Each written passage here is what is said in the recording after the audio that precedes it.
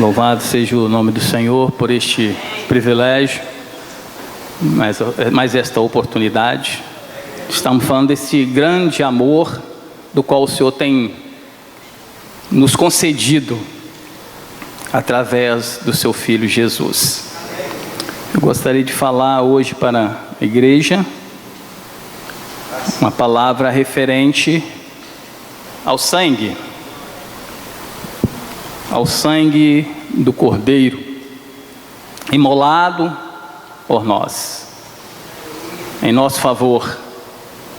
Nós conhecemos a história acerca do Cordeiro, que fala no Velho Testamento, e o sacrifício, derramamento de sangue, iniciou-se em Gênesis 3, quando o homem caiu, e ali houve sacrifício de um animal para vestir Eva e Adão.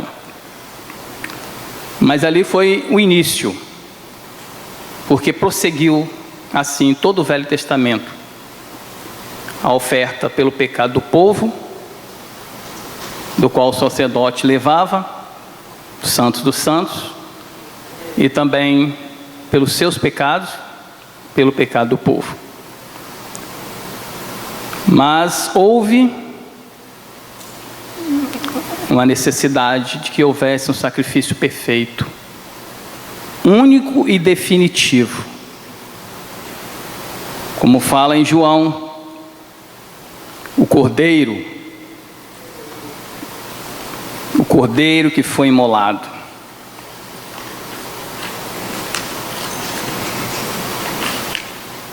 João 1:29. Que ali aplica e refere-se à pessoa de Jesus como sacrifício perfeito e definitivo, que Deus o entregou, ou se entregou por intermédio de Jesus, dando a sua vida, o seu sangue, o qual derramou ali na cruz, no Calvário. E eu gostaria de ler aqui Pedro, 1 Pedro 1, 17 ao 21.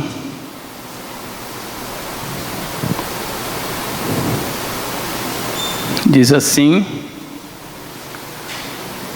Ora, se invocais como Pai aquele que julga imparcialmente as obras de cada pessoa, procedei com sincero temor, reverente durante a vossa jornada terrena, porquanto estáis cientes de que não foi mediante a valores perecíveis, como prata e ouro, que fostes resgatados do vosso modo de vida vazio e sem sentido, legado por vossos antepassados, mas fostes resgatado pelo precioso sangue de Jesus, como de cordeiro, sem mácula ou defeito algum. Esta é a palavra que nos afirma: um homem sem pecado, cheio o próprio amor personificado, Jesus Cristo, o Cordeiro que tira o pecado do mundo. E este Cordeiro foi imolado por nós. O sangue da nova aliança derramado em favor de muitos. E aqui estamos nós. Há 2000 anos atrás foi sacrificado o Cordeiro. E o sangue continua falando, repercutindo, para sempre, eternamente. E em Hebreus 9, 11, 14, diz que não foi pelo sangue de bodes ou ovelhas, mas pelo seu próprio sangue, entrou no Santos dos Santos uma vez por todas, tendo obtido eterna redenção, resgate.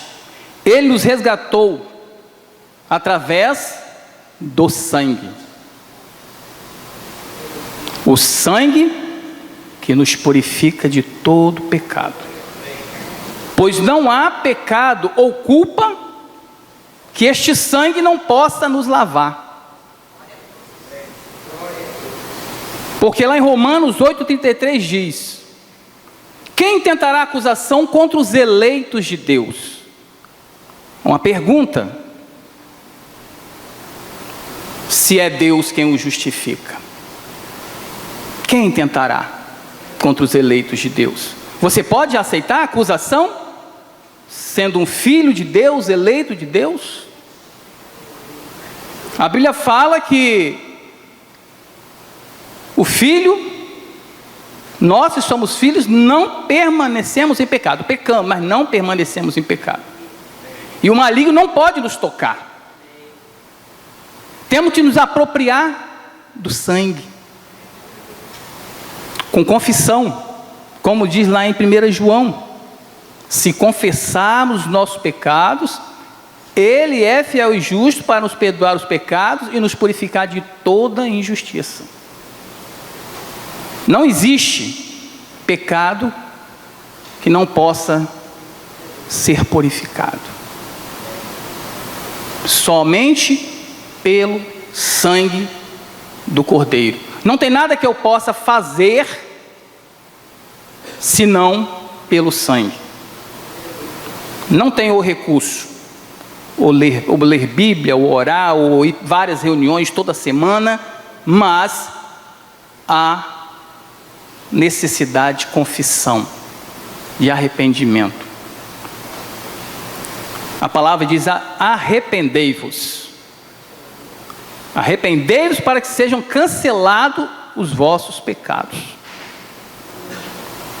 Porque o pecado original foi perdoado quando nós confessamos, como nós fomos recebidos por Ele, como filhos por adoção, por intermédio de Jesus. Agora cabe a nós resistirmos o diabo e ele fugirá de nós.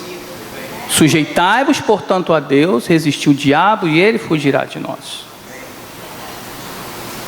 Porque o sangue de Jesus já foi derramado e o sacrifício foi feito e nós o recebemos. O sangue dele está sobre nós. Nos lavou, nos purificou, nos justificou. É pelo sangue somos justificados. Pelo sangue fomos libertos. Pelo sangue fomos regenerados para uma nova esperança, para uma nova vida. Não daqueles que andam segundo a carne, mas segundo o Espírito.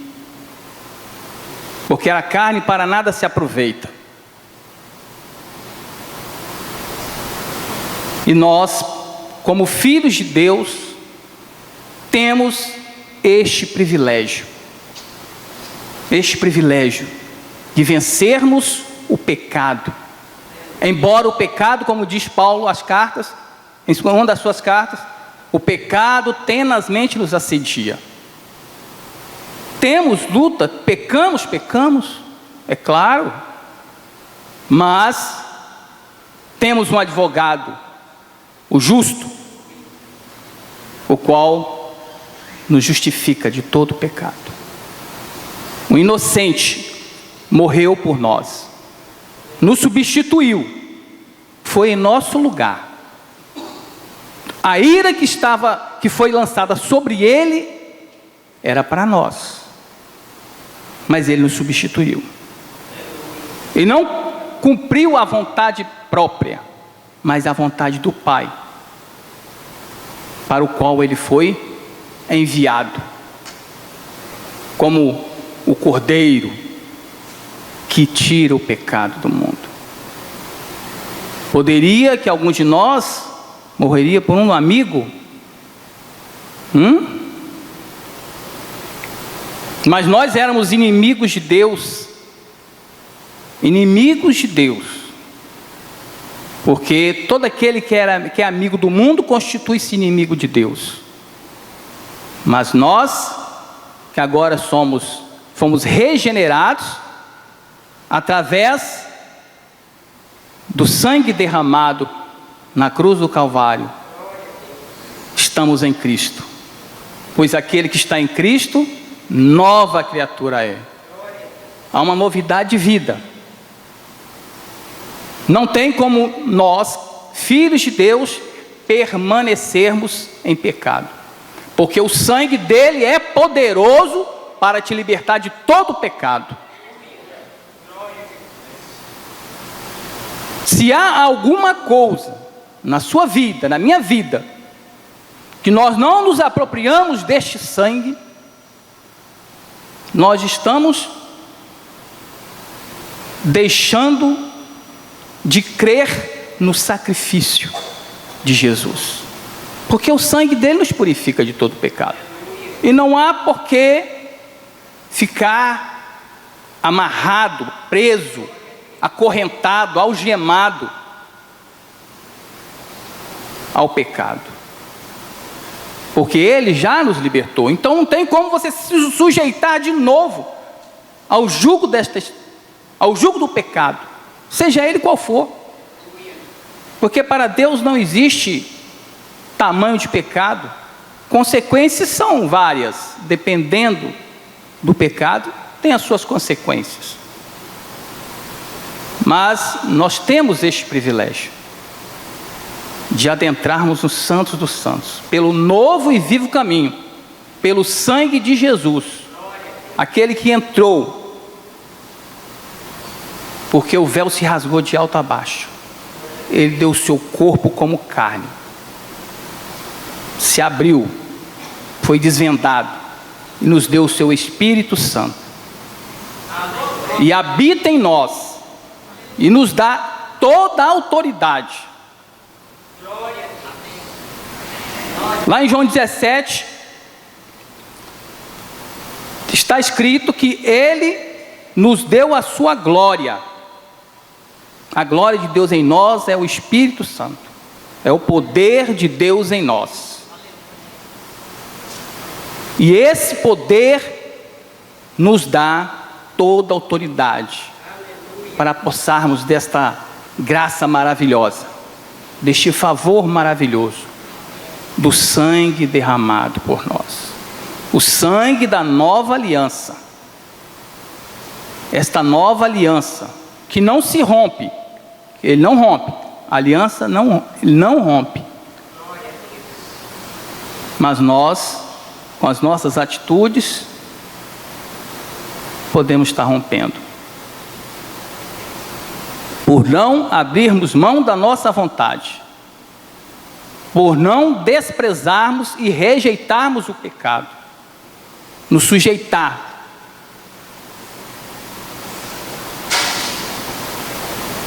O pecado de estimação, que em algumas áreas pode estar te aprisionando, em alguma circunstância da vida você tem se prendido, se deixado prender, porque o sangue de Jesus é poderoso para te libertar de todo e qualquer pecado.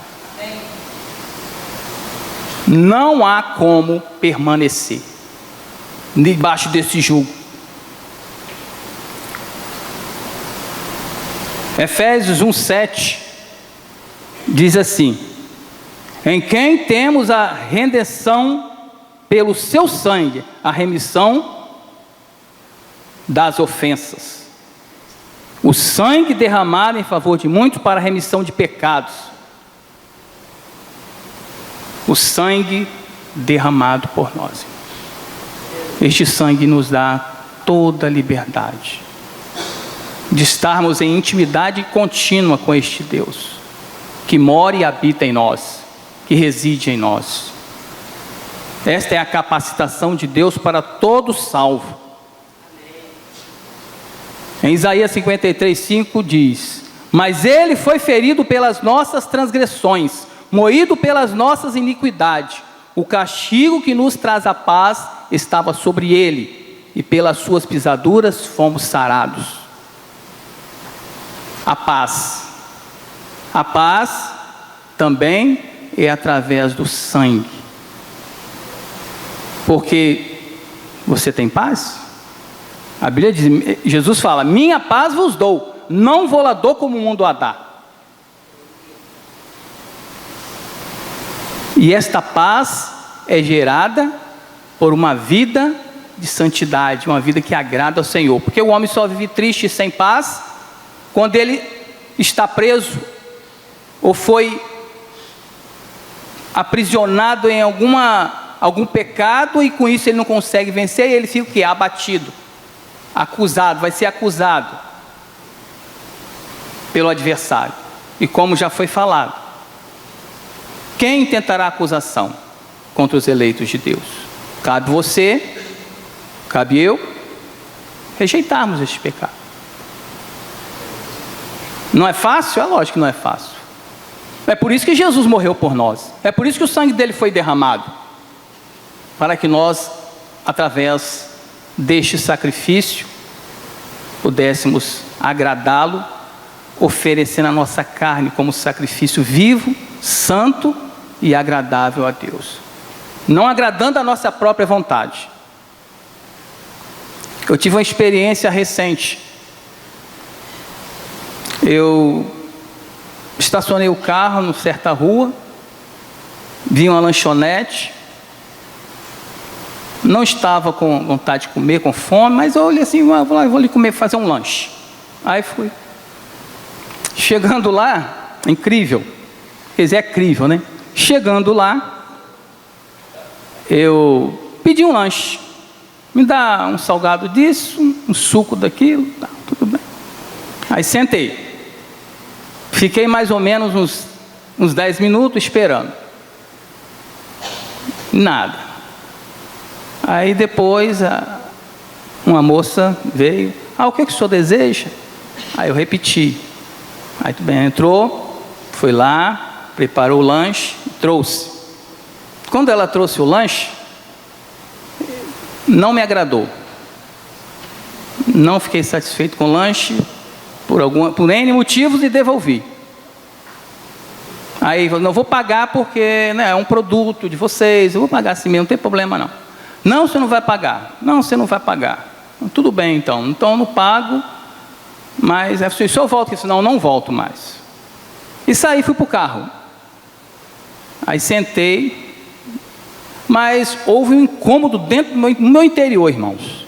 Eu não resisti a ficar dentro do carro.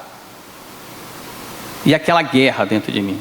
Vai lá, você podia ter feito diferente. E eu fiquei naquela luta. Aí eu tive que sair. Trêmulo, porque eu havia lido Romanos, que Paulo fala, que o que eu queria fazer não faço, mas o que eu não queria, isso eu faço. Tinha lido, eu e o Zinete lemos de manhã. Aí saí e fui para este lugar. E isso ficou me incomodando dentro do carro. Aí eu saí do carro, fui lá conversar. Aí perguntei à menina do caixa, quem é a proprietária? Aí eu falei, sou eu. Aí eu falei com ela assim, você crê em Jesus? Aí ela falou, creio. Aí eu disse, então, eis aí um motivo. Mas por que eu estou falando isso, irmão? Porque eu fui lá para me satisfazer, para agradar a mim mesmo, é claro. Mas na realidade o propósito de Deus não era esse, né? O propósito de Deus é para que se cumprisse naquele momento, e aquela pessoa ali recebesse algo que Deus tinha preparado para ela, por algum motivo. Porque o sangue foi derramado por todos. E ela subiu na sobreloja e desceu mais 4. Aí ficaram as 4. Eu me retratei, porque essa foi a orientação, me retratei com ela, né? E eu falei assim, vim fazer um conserto com vocês, porque eu errei, vocês também erraram, porque não é que eu não tenha direito de reclamar. Sim, posso reclamar. Mas o propósito de Deus não era esse. Não era esse o plano de Deus. E ela desceu, e eu ali conversei com as outras também. Eu disse, eu vou orar por vocês. E nesse momento que eu estava, neste lugar, não chegou ninguém mais para comprar. Não chegou, até o momento que eu saí. E aí eu fiz uma oração ali por elas, conversei, fiz uma oração. E eu vi, né, que uma ficou com as mãos estendidas e chorando. Quebrantada. Porque havia um propósito de Deus. O sangue foi derramado. E nós não sabemos quem são as pessoas das quais Deus de antemão escolheu. Assim como me escolheu, escolheu a você que está aqui hoje, escolheu a cada um de nós que aqui está. E eu orei ali, abençoei aquele estabelecimento. E a gente nunca sabe, você não se coloca no lugar da pessoa, você nunca sabe o que está a se passar com a vida do outro. O sangue foi derramado por você, por nós. E quando você olha para o seu irmão, o que que você vê? Quando ele fala com você, o que que você faz? Você dá uma pedrada? Você rejeita? Você vira a cara? Ou você vê o sangue? O mesmo sangue que foi vertido por você e por mim. E na sua casa? Com seu esposo, com seus filhos? Como é que é a sua atitude diante do sangue que foi derramado? Porque além de sermos um casal e filhos, se são cristãos, são irmãos. E se são irmãos em Cristo, e a Bíblia fala que se o marido não tratar bem a mulher, a sua esposa, tratá-la com amargura, são interrompidas as vossas orações. Interrompidas, está vendo? A ligação fica cortada, fica interrompida. Então, qual é a nossa atitude diante daquilo que nós temos ou não temos plena convicção de que o sangue foi derramado e que ele repercute e fala até hoje? Nos alerta para um conserto. Então há uma necessidade. O sangue de Jesus, teu Filho, nos purifica de todo pecado. Aí a harmonia. Aí o adversário, Satanás, não tem como, né, interferir.